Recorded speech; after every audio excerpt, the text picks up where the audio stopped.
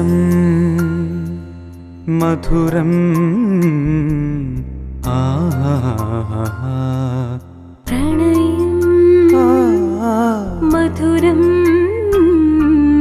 മരിക്കാത്ത പ്രണയം ആർദ്രമിയോർമതൻ പടവിൽ ഞാനിരിപ്പോ മരിക്കാത്ത പ്രണയത്തിൻ മൂകബിംബം ഒരു കൊച്ചു കാറ്റെങ്ങാൻ വീശിയാലോ ഉലയും ഒരോളം പോൽ ഞാനിരിപ്പൂ പ്രണയം മധുരം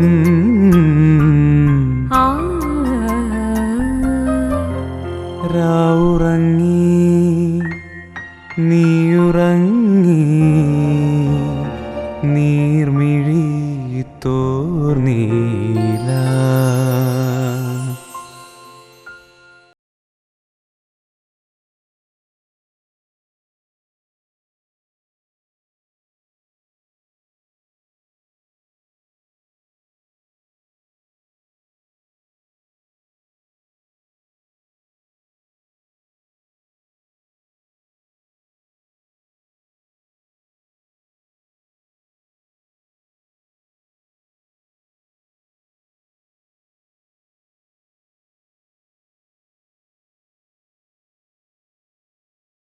ഞങ്ങളുടെ കല്യാണത്തിന് 4 വർഷം മുൻപ് ഞാൻ ചേട്ടൻ്റെ ഒരു സ്കെച്ച് വരച്ചും പിന്നീടൊരു ലളിതഗാനം എഴുതിയും ആണ് ശരിക്കും ഞാൻ ചേട്ടൻ്റെ ജീവിതത്തിലേക്ക് വരാൻ ഞങ്ങൾ ഒന്നിക്കാനുള്ളൊരു വഴിത്തിരിവായത് ഈ 2 കാര്യങ്ങളാണ്.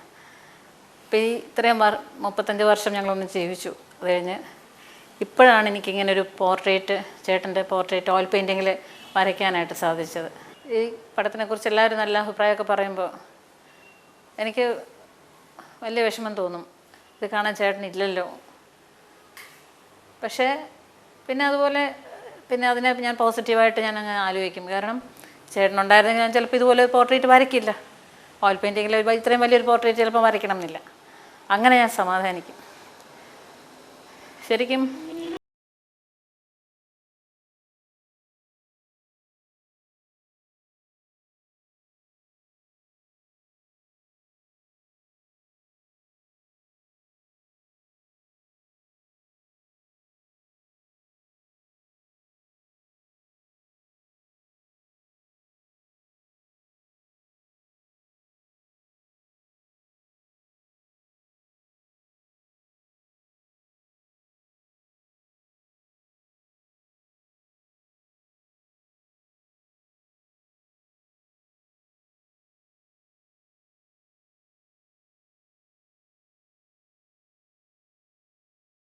മനസ്സിലിപ്പോഴും ഞാൻ ആലോചിക്കാറുണ്ട്, ഞാൻ ആദ്യം പാട്ടിനെയാണോ സ്നേഹിച്ചത് അതോ വ്യക്തിയെയാണോ സ്നേഹിച്ചത് എന്നുള്ളത് എനിക്കിപ്പോഴും ഒരു കൺഫ്യൂഷനുണ്ട്.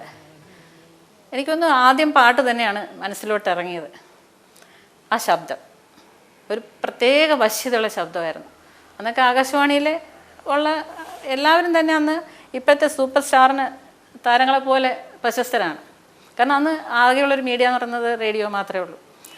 അപ്പോൾ ആ റേഡിയോയിൽ കൂടെ കേൾക്കുന്ന ശബ്ദങ്ങൾ, പാട്ടുകൾ, നാടകങ്ങൾ, എല്ലാവരും കോളേജിലൊരു ഞങ്ങളൊരു മരത്തിൻ്റെ ചുവട്ടിൽ എല്ലാവരും കൂടെ കൂടുമ്പം ഉള്ള സംസാര വിഷയം എന്ന് പറയുന്നത് തലേദിവസം കേട്ട പാട്ടുകളെക്കുറിച്ചും നാടകത്തെക്കുറിച്ചും അതിൽ അഭിനയിച്ചവരെക്കുറിച്ചും തലേദിവസത്തെ പത്മരാജൻ്റെ അന്ന് അനൗൺസറാണ്, പത്മരാജൻ ചെയ്ത അനൗൺസ്മെൻറ്റ്, ഇങ്ങനെയുള്ള കാര്യങ്ങളാണ് അവിടുത്തെ ടോപ്പിക്ക്.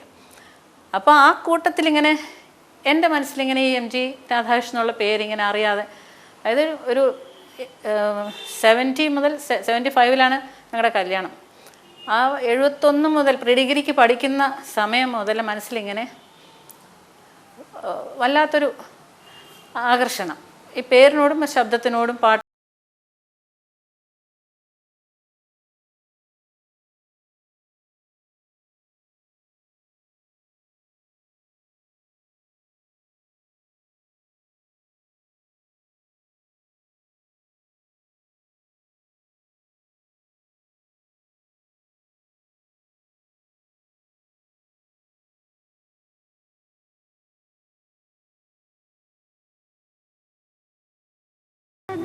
ട്വിൻ സിസ്റ്ററുണ്ട് ഗിരിജ. അപ്പോൾ ചേട്ടന് ഞങ്ങൾ 2 പേരും കഥകൾ എഴുതുന്നും ചിത്രം വരയ്ക്കുന്നൊക്കെ അറിയാം. അതുപോലെ തന്നെ എൻ്റെ ഒരു ഹാബിറ്റ്, ഞങ്ങളുടെ രണ്ടുപേരുടെയും ഹാബിറ്റ് എന്ന് വെച്ചാൽ ഞങ്ങളുടെ കൂട്ടുകാർക്ക് കാർഡുകൾ വരച്ചുണ്ടാക്കിയാണ് ഓണത്തിനും ക്രിസ്മസിനുമൊക്കെ കാർഡുകൾ അയക്കാറുള്ളത്. അപ്പോൾ ചേട്ടന് ഈ കൂട്ടത്തിൽ ഞാനിങ്ങനെ വരച്ചിട്ട് പേര് വയ്ക്കാതെ അയക്കും. അതിനെന്തെങ്കിലും ഒരു യൂണീക്കായിട്ടുള്ള എന്തെങ്കിലും കാണും. ചിലപ്പോൾ പാലിലേക്ക് എടുത്ത് ഉണക്കി അങ്ങനെ ഒരു പ്രത്യേകം ഒരു തമ്പുരുവൊക്കെ വായിക്കുന്ന ഒരു പെണ്ണിൻ്റെ പടമൊക്കെ വരച്ച് അത് അയക്കുമ്പോൾ ചേട്ടന് പിന്നീട് മനസ്സിലായിട്ടുണ്ട് ഞങ്ങൾ രണ്ടുപേരിൽ ഒരാളാണ് അയക്കുന്നത്. പക്ഷെ അത് ആരാണ് ഞങ്ങൾ രണ്ടുപേരും കണ്ടാൽ ചേട്ടന് തിരിച്ചറിയില്ല. പിന്നീട് വർഷങ്ങൾ കഴിഞ്ഞിട്ട് ചേട്ടൻ തന്നെ പറഞ്ഞ കാര്യം, രണ്ടുപേരും കാണുമ്പോൾ ഒരാളുടെ മുഖം ഇങ്ങനെ വികസിക്കും, മറ്റേ ആൾ മുഖം വീർപ്പിച്ച് നടന്നു പോകും. അപ്പം ആ മുഖം വികസിക്കുന്ന ആൾ പത്മജയാണ് എന്ന് പിന്നീട് ചേട്ടന് മനസ്സിലാക്കിയെടുത്തത് അങ്ങനെയാണ്.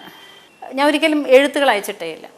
അതായത് ഈ പ്രേമലേഖനം അയക്കുക എന്ന് പറയുന്നതിനോടൊക്കെ ഒരു എതിർപ്പ് തന്നെയാണ് എനിക്ക്. കാരണം പിന്നെ ഞങ്ങൾ രണ്ടുപേരും ഒരിക്കലും അങ്ങോട്ടും ഇങ്ങോട്ടും, ചേട്ടൻ ഒരിക്കലും എന്നോട് എനിക്ക് നിന്നെ ഇഷ്ടമാണ്, അല്ലെങ്കിൽ ഞാൻ അങ്ങോട്ട് എനിക്കിഷ്ടമാണ് ഒരിക്കലും പറഞ്ഞിട്ടില്ല. പക്ഷെ പറയാതെ പല കാര്യങ്ങളും ഇതുപോലെ കൺവേ ചെയ്യാൻ സാധിച്ചിട്ടുണ്ട്. അത് ഏകദേശം ഒരു 4 വർഷത്തോളം അങ്ങനെ അത് തുടരുകയും ചെയ്തു. 75-ലായിരുന്നു ഞങ്ങളുടെ കല്യാണം. ആ കല്യാണത്തിന് തൊട്ട് മുമ്പ് ഇതുപോലൊരു നിമിത്തമായത്, ഞാനൊരു ലളിതഗാനം എഴുതി ഒരു ദിവസം ഇതുപോലെ പേര് വയ്ക്കാതെ അയച്ചു. അത് പ്രക്ഷേപണ യോഗ്യമെങ്കിൽ ഒന്ന് ട്യൂൺ ചെയ്ത് കേൾക്കണമെന്ന് ആഗ്രഹമുണ്ട്. അതിനോടടുപ്പിച്ച് ഞാൻ ഒരു ദിവസം ആകാശവാണി പോയി ഒരു പ്രോഗ്രാം അവതരിപ്പിക്കാനായിട്ട്. അപ്പോൾ ചേട്ടൻ പറഞ്ഞു, ഇങ്ങനെ പേര് വയ്ക്കാതെയൊക്കെ ലളിതഗാനങ്ങൾ അയച്ചാൽ അത് പ്രക്ഷേപണം ചെയ്യാൻ പറ്റില്ല, ഇവിടുന്ന് ഒരു കോൺട്രാക്റ്റ് തരണം, അത് പേരും അഡ്രസ്സും വേണം, ഉണ്ടെങ്കിലേ നമുക്കത് എടുക്കാൻ പറ്റുള്ളൂ. പിന്നെ ഞാൻ പേരും അഡ്രസ്സൊക്കെ എഴുതി കൊടുത്തിട്ടുണ്ട്. അത് കേട്ടപ്പോൾ മുതൽ എനിക്കൊരു വെപ്രാളമായി. കാരണം ഞാൻ എന്തോ ചെയ്യാൻ പാടില്ലാത്ത എന്തോ ഒരു വലിയൊരു തെറ്റ് ചെയ്ത പോലെയായിരുന്നു. അത് കഴിഞ്ഞ് പിന്നീട് ഒരു ദിവസം നമ്മുടെ ഉദയഭാനു ചേട്ടൻ്റെ വൈഫ് വിജയലക്ഷ്മി ഉദയഭാനു എന്നെ വിളിച്ചിട്ട് പറഞ്ഞു, പത്മജയുടെ ലളിതഗാനം രാധാകൃഷ്ണൻ എന്നെ പഠിപ്പിച്ചിരിക്കുന്നത്, ഞാൻ പാടി ഇന്ന ദിവസം അത് പ്രക്ഷേപണം ചെയ്യുന്നുണ്ട്, അത് കേൾക്കണേന്ന് പറഞ്ഞു. ചേട്ടൻ വിളിച്ചെന്നോട് പറഞ്ഞൊന്നുമില്ല, ചേച്ചിയാണ് പറഞ്ഞത്. അങ്ങനെ ഒരു ദിവസം റേഡിയോൻ്റെ വോളിയം വളരെ കുറച്ച്, എൻ്റെ കൂടെ ഗിരിജ ഉണ്ടായിരുന്നു എന്ന് തോന്നുന്നു, ഗിരിജയ്ക്ക് ഇങ്ങനെയുള്ള കാര്യത്തിനൊക്കെ വലിയ എതിർപ്പായിരുന്നു ആ സമയത്ത്. അച്ഛനും അമ്മയോടൊന്നും പറയാതെ റേഡിയോയുടെ വോളിയം വളരെ കുറച്ചിട്ട് ആ പാട്ട് കേട്ടു. എനിക്ക് ആ പാട്ടിന്നും ശരിക്കും ആ പാട്ടിൻ്റെ ജീവിതത്തിലൊരു വലിയ വഴിത്തിരിവായി എന്ന് തന്നെ ഞാൻ വിശ്വസിക്കുന്നത്.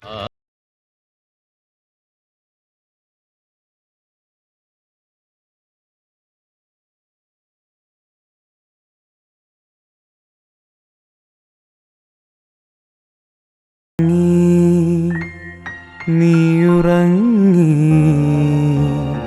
നീർമിഴി തോർന്നീല.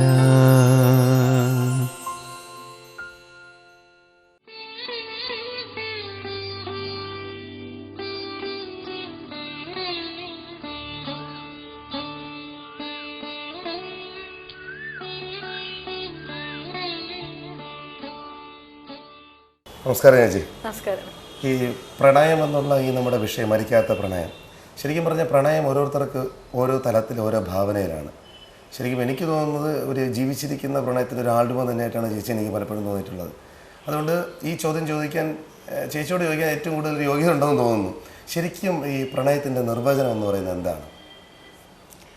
പ്രണയം എന്ന് പറഞ്ഞാൽ കാണണമെന്നില്ല, കേൾക്കണമെന്നുമില്ല, നമ്മളൊരു എന്താ പറയണ്ട, ഒരു വിരൽ തുമ്പിൽ സ്പർശിക്കുക പോലും വേണ്ട. നമുക്കൊരാളെക്കുറിച്ച് മനസ്സിൽ ഓർമ്മ വരുമ്പം ഉണ്ടാവുന്ന ഒരു തരളമായൊരു അനുഭൂതി എന്നാണ് എനിക്ക് തോന്നിയിട്ടുള്ളത്. കാരണം എൻ്റെ അനുഭവം പറയുകയാണെങ്കിൽ ഞങ്ങൾ 4 വർഷം തമ്മിലൊന്നും അങ്ങോട്ടും ഇങ്ങോട്ടും പ്രേമമാണ്, എനിക്ക് സ്നേഹമാണ്, എനിക്കിഷ്ടമാണെന്നൊന്നും പറയാതെയാണ് ഞങ്ങൾ ജീവിച്ചത്. അത് ആ 4 വർഷത്തിൽ എൻ്റെ മനസ്സിൽ എനിക്കിപ്പോഴും എനിക്ക് ചേട്ടനോട്ടുണ്ടായിരുന്നത് പ്രേമെന്നോ പ്രണയമെന്നോ എനിക്കിപ്പോൾ തോന്നുന്നില്ല. എൻ്റെ മനസ്സിലെപ്പോഴും അത് ഒരു ആരാധന തന്നെയായിരുന്നു. ആ ആരാധന, അന്ന് തോന്നിയ ആരാധന എനിക്കിന്നും അതേപോലെ അതേ അളവിൽ തന്നെ നിൽക്കുന്നുണ്ട്. അത് പറയാൻ കാര്യം, ഇന്നും ഞാൻ ചേട്ടൻ്റെ ഒരു പാട്ട് കേൾക്കുകയാണെങ്കിൽ അന്ന് കേട്ടിരുന്ന അതേ മനോഭാവത്തോടെയാണ് ഞാൻ കേൾക്കുന്നത്. ഞാൻ ഇത് ഈ പറഞ്ഞൊരു ഉദാഹരണമാണ്. ഇപ്പം പ്രണയം എത്ര വർഷങ്ങൾ കഴിഞ്ഞാലും മനസ്സിൽ പ്രണയം ഉണ്ടാകുമോ എന്ന് ചോദിച്ചാൽ പ്രണയം എന്ന് പറയുന്നത് പിന്നെ സ്നേഹം എന്നാണ് അർത്ഥമാക്കുന്നതെങ്കിൽ സ്നേഹം നമുക്ക് കുറേയൊക്കെ പങ്കിട്ടു മക്കളിലേക്കും കൊച്ചുമക്കളിലേക്കും ഒക്കെ ആയിട്ട് അങ്ങ് പങ്കിട്ട് പോകും. പക്ഷേ ഈ ആരാധന എന്ന് പറയുന്നത് ഒരിക്കലും പങ്കിടാൻ പറ്റില്ല. അതൊരു വ്യക്തിയോട് തോന്നുന്ന ആരാധന അത് ജീവിതകാലം മുഴുവനും നിൽക്കുന്ന ഒന്നാണ്. അപ്പോൾ അതിൻ്റെ ഒരു ഉദാഹരണമാണ് ഞാൻ പറയുന്നത്. 25 വർഷങ്ങൾ ഞങ്ങളുടെ കല്യാണം കഴിഞ്ഞിട്ട് 25 വർഷങ്ങൾ കഴിഞ്ഞപ്പോൾ ചേട്ടൻ്റെ ഷഷ്ടി പൂർത്തി, അത് 2000 ചേട്ടൻ്റെ ഷഷ്ടി പൂർത്തിയായിരുന്നു. ആ 60-ാം പിറന്നാളിന് ഞാനൊരു ലളിതഗാനം എഴുതി. അത് ഇവിടുത്തെ സൈനറ്റ് ഹാളിൽ ചിത്ര സ്റ്റേജിൽ അവതരിപ്പിക്കുകയും പാടുകയും ചെയ്തിരുന്നു. അപ്പോൾ ആ പാട്ട് ട്യൂൺ ചെയ്ത് ഒരു ദേശരാഗത്തിലാണ് ചേട്ടൻ ട്യൂൺ ചെയ്തത്. അത് ട്യൂൺ ചെയ്ത് കേട്ട് കഴിഞ്ഞപ്പോൾ എല്ലാവരും പറഞ്ഞു നല്ല പാട്ട്, എല്ലാവർക്കും ഇഷ്ടപ്പെട്ടു. പക്ഷേ ഈ പാട്ട് പണ്ട് എഴുതിയതായിരിക്കും, കാരണം അതിനൊരു ചെറിയൊരു പൈങ്കിളി ടച്ചുണ്ട്, ആ ഒരു പ്രേമം അതിനകത്തുണ്ട്. ആ പ്രണയം 25 വർഷം കഴിഞ്ഞിട്ട് ഇങ്ങനെ ഒരു പ്രണയത്തിലൊരു പാട്ട് എഴുതാൻ പറ്റുമോ എന്ന് ചോദിച്ചു പലരും. പണ്ട് എഴുതിയായിരിക്കും, ഞാൻ പിന്നീടൊന്ന് വെളിച്ചത്ത് കൊണ്ടുവന്നതാണെന്നാണ് പലരും ധരിച്ചു. ഞാൻ പറഞ്ഞു ഒരിക്കലുമല്ല, അന്ന് ആ സമയത്ത് എഴുതിയാണ്. അപ്പം മനസ്സിലിപ്പോഴും പ്രണയം സൂക്ഷിക്കാം എന്നുള്ളതിന് വലിയൊരു ഉദാഹരണമല്ലേ അത്. അപ്പം ആ പാട്ട് ഇപ്പോഴും ഇന്നും കേൾക്കുമ്പോൾ എല്ലാവരും ഇതേ അഭിപ്രായം എപ്പോഴും പറയാറുണ്ട്. ഒരു മാത്ര ഞാനൊന്നു കണ്ടേയുള്ളൂ, മനതാരിലാമുഖം പതിഞ്ഞുപോയി. ഒരു മാത്ര ഞാനൊന്നു കണ്ടേയുള്ളൂ, മനതാരിലാമുഖം പതിഞ്ഞുപോയി. ഒരു നേരം ഞാനൊന്നു കേട്ടേയുള്ളൂ, മധുരമാം സ്വരമെന്നിൽ ലയിച്ചുപോയി. ഇപ്പോഴത്തെ ഈ വിയോഗം, വിരഹം എന്നൊക്കെ പറയുമ്പോഴും നമ്മുടെ മനസ്സിൽ ആള് ഇല്ല എങ്കിൽ പോലും നമ്മുടെ മനസ്സിലുണ്ടാവുന്ന ചില ചിന്തകളും പഴയ കാലത്തെ ഓർമ്മകളും നമുക്ക് എഴുതാനുള്ളൊരു ഉള്ളിലുള്ളൊരു ഇതുകൊണ്ടായിരിക്കാം. ഈ കഴിഞ്ഞൊരു മാസത്തിൽ, അതായത് ഒരു 3 ആഴ്ചയ്ക്ക് മുൻപ് ഞാനൊരു പാട്ട്, അതിനൊരു കവിതാന്നോ പാട്ടെന്നോ ലളിതഗാനെന്നോ എന്ത് വേണം പേരിട്ട് വിളിക്കാവുന്ന ഒരു പാട്ട് ഞാൻ എഴുതി. ആ പാട്ട് എഴുതി എൻ്റെ മക്കളെയൊക്കെ വിളിച്ച് കേൾപ്പിച്ചപ്പോൾ അവർക്ക് എല്ലാവർക്കും ഭയങ്കരമായിട്ട് വളരെ ടച്ചിങ് ആയിട്ട് അവർക്കത് എല്ലാവരും അതിനെപ്പറ്റി പറഞ്ഞു. ഞാൻ അപ്പോൾ തന്നെ ഞാൻ നമ്മുടെ എം ജയചന്ദ്രനെ കുട്ടനെ വിളിച്ചിട്ട് ഞാൻ പറഞ്ഞു, കുട്ട ഇങ്ങനെ ഒരു പാട്ട് ഞാൻ എഴുതി വെച്ചിട്ടുണ്ട്, ഒന്നിനും വേണ്ടിയിട്ടല്ല, എനിക്കതൊന്ന് ട്യൂൺ ചെയ്ത് വേണം. പിന്നെ കുട്ടൻ്റെ സൗകര്യം പോലെ എന്ത് വേണമെങ്കിലും ചെയ്യാം. കുട്ടന് ഫാമിലിയായിട്ട് ഇവിടെ വന്നു, എൻ്റെ ആ പാട്ട് മേടിച്ചുകൊണ്ട് പോയിട്ടുണ്ട്. എനിക്കത് ട്യൂൺ ചെയ്ത് കിട്ടിയാൽ എൻ്റെ ജീവിതത്തിൽ വലിയൊരു പാട്ടായിരിക്കും അത്. കാരണം അത് വായിച്ചപ്പോൾ എനിക്കും ഇഷ്ടപ്പെട്ടു. ശരിക്കും പറഞ്ഞാൽ നമുക്ക് കിട്ടാൻ പോകുന്ന ഏറ്റവും നല്ലൊരു മനോഹരമായ പാട്ടിൻ്റെ പിറവി അതിനകത്തുണ്ടെന്ന് തോന്നുന്നു. ചേച്ചി അതിലെ കുറച്ച് ആ ലൈൻസ് ഒന്ന് പറയാമോ? നിന്നെ ഞാൻ കാണുന്നു താരാപഥങ്ങളിൽ, നിൻപദം കേൾക്കുന്നു പൂമുഖവാതിലിൽ, നിൻ ഗന്ധമറിയുന്നു വിരിയുന്ന പൂക്കളിൽ, നിൻ സ്പർശമറിയുന്നു കാറ്റിൻ തലോടലിൽ. ശരിക്കും ഇത് എൻ്റെ മനസ്സിൻ്റെ ഒരു ദിവസം രാത്രിയിലുണ്ടായൊരു മനസ്സിനുണ്ടായൊരു വേദനയിൽ നിന്ന് വന്നൊരു പാട്ടാണ്. അതങ്ങനെ സംഭവിച്ചൊരു പാട്ട്. എൻ്റെ അടുത്ത വരികളെല്ലാം കുട്ടികളെല്ലാം വളരെ നല്ല ടച്ചിങ് ആയിട്ടാണ് അതിനെപ്പറ്റി പറഞ്ഞത്. ഏതായാലും നല്ലൊരു ഈണം കുട്ടലിൽ നിന്ന് കിട്ടും എന്ന് ഞാൻ പ്രതീക്ഷിച്ചിരിക്കുക. നീയുറങ്ങി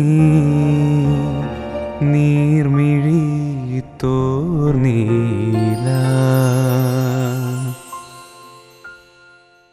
ചേട്ടൻ ശരിക്കും ആദ്യം പിന്നണി ഗായകനായിട്ടല്ല വന്നത്. ഒരുപാട് പാട്ടുകൾ ചേട്ടൻ വന്ന സമയത്ത് ദേവരാമാഷ്ടൊക്കെ ട്യൂണിൽ പാടിയിട്ടുണ്ട്. പക്ഷേ ചേട്ടൻ്റെ സംഗീതത്തിൽ തന്നെ ഞാൻ കേട്ടൊരു പാട്ടെന്ന് പറഞ്ഞാൽ 2004 ചേട്ടനൊരു പടം ചെയ്തിരുന്നു, യാനം. ശരിക്കും ചേട്ടൻ പോയതിന് ശേഷമാണ് എനിക്ക് ഈ CD കിട്ടുന്നത്. യാനം എന്ന് പറഞ്ഞ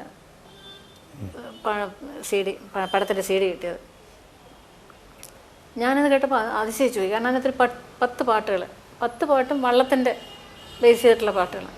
പക്ഷെ അതെല്ലാം ബിറ്റ് സോങ്ങുകളാണ്, ഫുൾ ലെങ്ത് സോങ് ഇല്ല. അതിനകത്ത് 2 പാട്ട് എനിക്ക് ഭയങ്കര ടച്ചിങ് ആയിട്ട് എനിക്കൊന്നത് ചേട്ടൻ തന്നെ തിരിച്ചത് കേട്ടിട്ടുണ്ടോയെന്ന് പറഞ്ഞിട്ട് റെക്കോർഡ് ചെയ്ത സമയത്ത് ചെയ്തു, അതങ്ങ് പോയി എന്നുള്ളത് കഴിഞ്ഞ് ചേട്ടൻ തിരിച്ച് കേട്ടിരിക്കാൻ വഴിയില്ല. ഞാൻ ചേട്ടനില്ലാത്ത സമയത്താണ് ഈ പാട്ട് കേട്ടത്. എനിക്കങ്ങ് ഭയങ്കര വേദനയായിപ്പോയി. കാരണം അത് 2004 പറയുമ്പോൾ 64 വയസ്സുള്ള സമയത്ത് ഇത്ര റേഞ്ചിൽ ആ ശബ്ദം ആ പഴയ ചെറുപ്പത്തിലെ അതേ ശബ്ദം പോലെ തന്നെ എനിക്ക് എപ്പോഴും കേൾക്കുമ്പോൾ തോന്നുന്ന ആ പാട്ട് കേൾക്കുമ്പോൾ വല്ലാത്തൊരു വിരഹവും വേദനയും എല്ലാം അതിനകത്ത് ആ പാട്ടിലുണ്ട്. പിൻവാക്കു വീണാൽ വീണുടയുന്നൊരു പളുങ്കുപാത്രമീ മനുഷ്യബന്ധം. പിരിയാതെ വൈനി പിരിയാതെ വൈനി പൊട്ടിത്തകർന്നു പോയി ഹൃദയബന്ധം.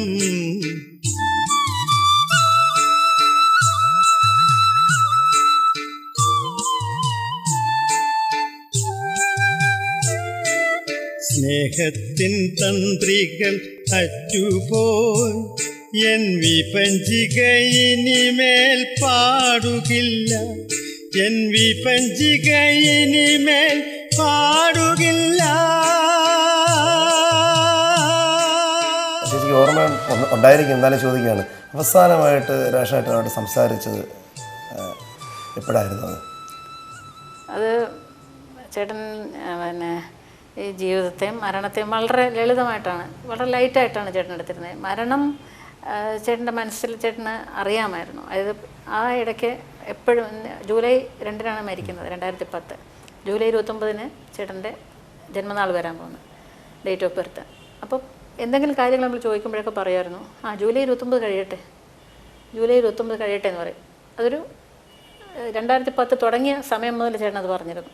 അപ്പോൾ ചേട്ടനെന്തോ അത് കഴിഞ്ഞിട്ട് ഒരു പ്രതീക്ഷയില്ലാത്ത മാതിരി പല സമയങ്ങളിലും ഹോസ്പിറ്റലിൽ അഡ്മിറ്റാവും, തിരിച്ചു വരുമ്പോൾ എല്ലാവരും പറയാറുണ്ട് ഭയങ്കര വിൽ പവറാണ്, ആ വിൽ പവർ കൊണ്ടാണ് പിന്നെ ജീവിതത്തിലേക്ക് വരുന്നത് എന്ന് പലപ്പോഴും എനിക്കും തോന്നിയിട്ടുണ്ട്. പക്ഷേ ആ സമയത്തോട് അടുത്തപ്പോൾ ചേട്ടൻ തന്നെ സറണ്ടർ ചെയ്യാൻ പോകുന്ന പോലെ എനിക്ക് തന്നെ ഒരു ഫീലിംഗ് ഉണ്ടായിട്ടുണ്ട് പലപ്പോഴും. അപ്പോൾ ഞാൻ ICUവിലോട്ട് മാറ്റുന്നതിന് തൊട്ട് മുമ്പ് ഏറ്റവും അവസാനം മുറി എന്ന് പറഞ്ഞൊരു വാചകം വളരെ സരസമായിട്ട്, എല്ലാം വളരെ സർക്കാസ്റ്റിക്കായിട്ട് സംസാരിക്കുക. ഒരു രക്ഷയില്ല എന്നുവെച്ചാൽ എന്ത് മുകളിലോട്ട് പോകാറായി എന്നുവെച്ചു. ആര്? ഞാൻ എന്നുവെച്ചു. അയ്യോ എന്നാൽ ഞാനും കൂടെ വരട്ടെ, അവിടെ എനിക്ക് സ്വൈര്യം തരത്തില്ല എന്ന് ചോദിച്ചു. അത് ഞാൻ വളരെ ലൈറ്റായിട്ടെടുത്തു. അത് കഴിഞ്ഞിട്ട് അന്നാണ് ICUവിലോട്ട് മാറ്റുന്നത്, ജൂൺ 10-ാം തീയതി. അത് കഴിഞ്ഞിട്ട് 14-ാം തീയതി തിരിച്ചു വന്നു. പിന്നെ 19-ാം തീയതി രണ്ടാമതും ICUവിലോട്ട് പോയി. ആ ICUവിലോട്ട് പോയ സമയത്ത് ഞാൻ എന്നും അവിടെ, എനിക്ക് എപ്പോൾ വേണമെങ്കിലും അവിടെ സിസ്റ്റേഴ്സും ആരും ഏത് സമയത്തും എന്നെ അനുവദിക്കുമായിരുന്നു അവിടെ ഇരിക്കാൻ. രാത്രി 12 മണി വരെ അവിടെ ഇരിക്കാൻ. അപ്പോൾ 12 മണി വരെ ആയിരുന്നു ഞാൻ നെറ്റിയിൽ ഇങ്ങനെ കൈവച്ചിട്ട് ലളിതാ സഹസ്രനാമം ചൊല്ലും. സഹസ്രനാമം ചൊല്ലി എൻ്റെ മനസ്സിന് തൃപ്തി വരുന്ന രീതിയിൽ അത്രയും നേരം ഇരുന്നിട്ട് ഞാൻ എന്നെ മുറിയിലോട്ട് പോകും. അപ്പോൾ ഒരു ദിവസം അങ്ങനെ ചൊല്ലിക്കൊണ്ടിരുന്നപ്പോൾ എന്നോട് ചോദിച്ചു, വല്ലാണ്ട് വേദനിച്ചാ പറഞ്ഞു, നീ എന്നെ ഒറ്റയ്ക്കാക്കി പോവല്ലേ. അപ്പോൾ ഞാൻ എൻ്റെ മനസ്സിൽ അങ്ങോട്ടൊന്നും ചോദിച്ചില്ല, എന്നെ ഒറ്റയ്ക്കാക്കിയിട്ടല്ലേ പോയിക്കൊണ്ടിരിക്കുകയല്ലേ എന്ന് ഞാൻ അങ്ങോട്ട് മനസ്സുകൊണ്ട് ചോദിച്ചു. കാരണം അതൊരു വല്ലാത്തൊരു പറച്ചിലായിരുന്നു, ഒറ്റയ്ക്കാക്കി പോയില്ല. ആ സമയത്താണ് ചേട്ടൻ എന്തോ ഒരു വല്ലാത്തൊരു മുഖത്താ ഒരു ഭാവം ഞാൻ കണ്ടത്. അത് സറണ്ടർ ചെയ്യാൻ പോവാണ്. ശരിക്കും അതിന് ശേഷം അടുത്ത ദിവസം മുതൽ അധികം സംസാരിച്ചിട്ടില്ല. പിന്നെ ഞാൻ പറഞ്ഞില്ല, മരണത്തെക്കുറിച്ച് ഇങ്ങനെ വളരെ ലൈറ്റായിട്ട് പറയും പല കാര്യങ്ങൾ, ഒരുപാട് ഇതുപോലെ തമാശകൾ ആ സമയത്ത് മുമ്പൊക്കെ പറഞ്ഞിട്ടുണ്ട്. അപ്പോൾ എന്നോടൊരു ദിവസം പറഞ്ഞു, ഞാൻ മരിച്ചു കിടക്കുമ്പോൾ ബാലിവധം വായിപ്പിക്കണം. ഞാൻ ചോദിച്ചു, എന്താ ബാലിവധത്തിനോട് ഇത്ര? അത് ഭാര്യയെ ഒളിയമ്പെയ്താണ് കൊന്നത്, എനിക്ക് ഒരുപാട് ഒളിയമ്പ് ഏറ്റിട്ടുണ്ട് എന്ന് പറഞ്ഞു, വളരെ സരസമായിട്ട് പറഞ്ഞു. പക്ഷേ പിന്നീട് ഇവിടെ കിടന്ന സമയത്ത് രാമായണം വായിപ്പിക്കുമ്പോൾ ഞാനത് വായിക്കുന്ന ആളിനെ അറിയിച്ചു ബാലിവധം. അപ്പോൾ പുള്ളി പറഞ്ഞു, സാറിന് ആ സമയത്ത് ബാലിവധം വായിക്കാറില്ല, ലക്ഷ്മണോപദേശമൊക്കെയാണ്, പക്ഷേ ഇത് ചേട്ടൻ്റെ ആഗ്രഹമാണ്, വായിക്കണമെന്ന് പറഞ്ഞു. അങ്ങനെ അദ്ദേഹം വായിച്ചിരുന്നു. അത് ചേട്ടൻ്റെ ആകാശവാണിയിലും ചേട്ടൻ പഠിച്ച അക്കാഡമിയിൽ കുറച്ച് നേരം ചേട്ടൻ്റെ ബോഡി കിടത്തിയിരുന്നു. അത് കഴിഞ്ഞ് ആകാശവാണിയിലും അവിടുത്തെ പോർട്ടിക്കോയിൽ കിടത്തിയിരുന്നു. അപ്പോൾ ഞാൻ അവിടെ ചെല്ലുമ്പം കേൾക്കുന്നത് ചേട്ടൻ ചൊല്ലിയ രാമായണം സ്പീക്കറിൽ ഉറക്കെ വെച്ചിരിക്കുന്നു. ഞാനത് നമ്മളൊട്ടും പ്രതീക്ഷിക്കുന്നില്ല. അത് എനിക്കൊന്നും ഒരു കലാകാരനും ആ ഒരു അനുഭവം ഉണ്ടായിട്ടുണ്ടാവില്ല. മരിച്ചു കിടക്കുമ്പോൾ സ്വന്തമായിട്ട് ചൊല്ലിയ രാമായണം കേട്ടുകൊണ്ട് കിടക്കുക, അതാർക്ക് കിട്ടിയിട്ടുണ്ടാവും അങ്ങനെ ഒരു ഭാഗ്യം? അപ്പോൾ ഞാൻ വിചാരിച്ചു ഇതിൽ കൂടുതലൊരു അംഗീകാരം കിട്ടേണ്ട കാര്യമില്ല. ജീവിച്ചിരുന്നപ്പം പലരും പല രീതിയിലും തഴയപ്പെട്ടിരുന്നെങ്കിലും ഇതൊരു വലിയൊരു അംഗീകാരം തന്നെ. ആ മരണ സമയത്ത് യാത്രയാവുന്നത് അതൊരു വലിയൊരു അംഗീകാരം തന്നെയാണ്. വ്യാജേന ചോരധർമ്മത്തെയും കൈക്കൊണ്ട് രാജധർമ്മത്തെ വെടിഞ്ഞതെന്തിങ്ങനെ? എന്തൊരു കീർത്തി ലഭിച്ചതിതുകൊണ്ട് ചിന്തിക്ക രാജകുലോത്ഭവനല്ലോ നീ. വീരധർമ്മം നിരൂപിച്ചു കീർത്തിക്കെങ്കിൽ നേരെ പൊരുതു ജയിക്കേണമേവനും. എന്തോന്നു സുഗ്രീവനാൽ കൃതമായതും എന്തു മറ്റെന്നാൽ കൃതമല്ലയാഞ്ഞതും.